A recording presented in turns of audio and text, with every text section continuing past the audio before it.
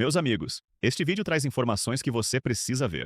O Superior Tribunal Militar acaba de se pronunciar sobre o julgamento de Bolsonaro no STF. E o que foi revelado muda tudo.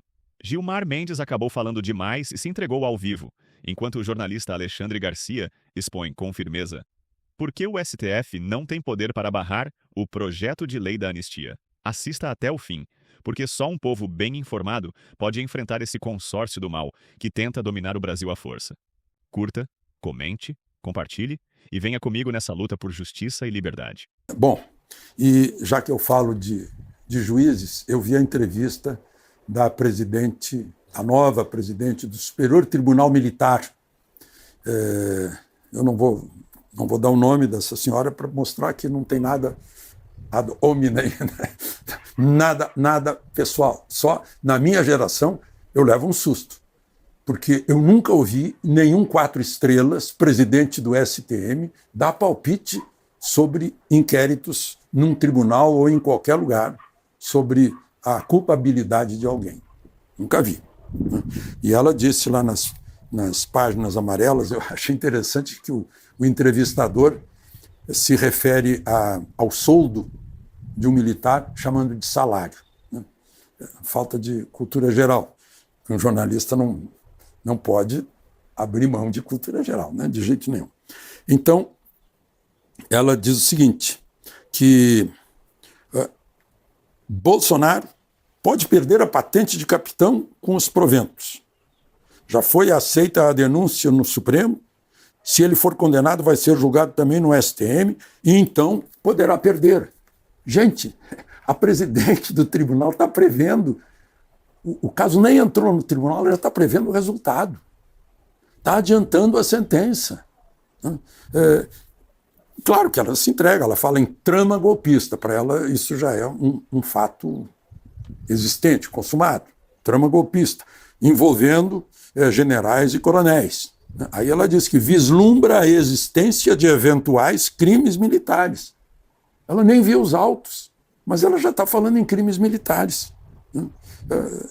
É uma coisa incrível.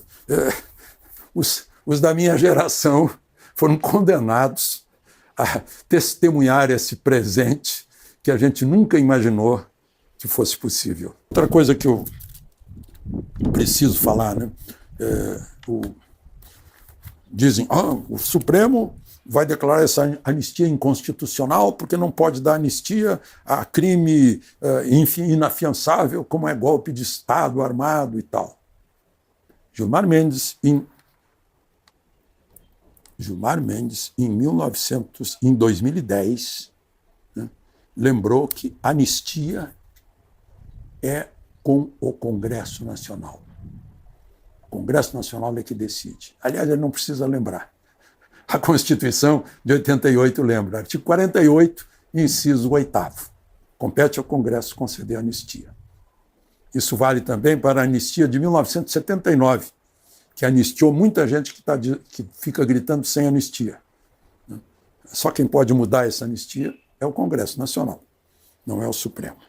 Bom, eu falei em Gilmar Mendes, ele fez uma palestra lá em Massachusetts, eu acho que foi do outro lado do Rio Charles ali, porque era no MIT, o Instituto Massachusetts de Tecnologia, e Harvard, fez uma palestra lá, e disse o seguinte, que se orgulha de ter desmontado a Lava Jato, porque era uma organização criminosa, e que eles faziam em Curitiba, aquilo que eles faziam em Curitiba era criminoso. Eu acho que na plateia alguém deve ter perguntado, e hoje, ministro, quem é que vai dizer, quem é que vai falar amanhã que hoje está sendo alguma coisa semelhante? Né? Mas ele foi adiante. Não se pode comparar Moraes com Moro, porque Moraes não é suspeito, não está impedido. Gilmar que disse. Não está julgando por seus interesses. Não se pode nem de longe comparar Moraes com Moro. Moro, de fato, se associa a Bolsonaro. Agora, ele cometeu. Abriu a brecha. Porque a recíproca, Moro e Moraes. Moraes e Bolsonaro seria a se imaginar que Gilmar tem razão, estava associado, Moro associado com Bolsonaro, Moraes está exatamente o contrário, apartado. Então, tanto o associado quanto o apartado vale para suspeição de um juiz. Não? São dois sinais, sinal positivo e sinal negativo, que têm o mesmo efeito. Não pode ter esse tipo de relação. Basque foi solto, o que mandou matar Marielle, e o que foi sacrificado, o Clesão. Daí a necessidade de anistia. O ministro Fux já trouxe de volta o processo que ele tinha levado, interrompeu a votação, estava 2-0 contra a Débora, dando 14 anos para ela, o voto de Dino e do relator Moraes. Eu espero que o voto de Fux seja um voto forte, porque Fux, de certa forma, está discordando do tamanho da pena, né, do absurdo da pena, por causa de um batom numa estátua de granito, que não teve nenhum dano, 0 dano, não danificou o patrimônio público.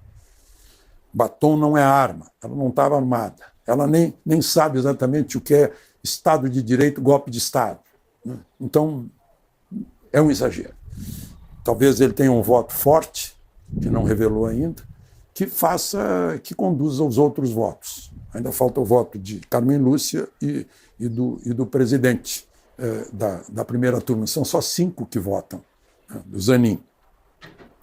Zanin tem feito alguns votos diferentes aí, não sei. E há a possibilidade, não creio que seja uma probabilidade, mas é possibilidade, de Moraes e Dino mudar o voto.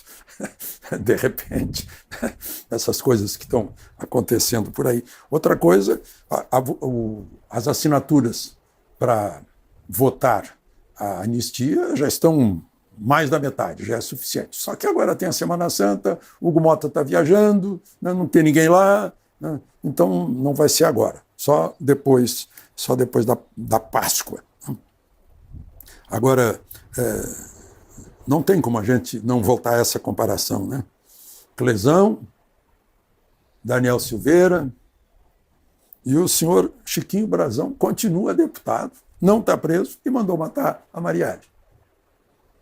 E não esqueçam, hein, dos caluniadores metidos a jornalista que tentaram, não foi insinuar, não, estavam praticamente afirmando que fora Bolsonaro que tinha mandado matar, né? Esse era o objetivo. Por isso que durou 6 anos para fazer propaganda no mundo inteiro.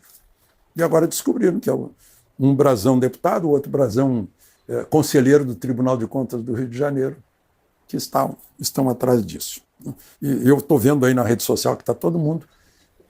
E o silêncio da esquerda, o silêncio da irmã, que virou ministra por causa dela. Ninguém está falando, ninguém está reclamando que o Chiquinho Brazão tenha ido para casa e tanta gente não pode ir para casa como a dona Adalgisa, por exemplo. Bom,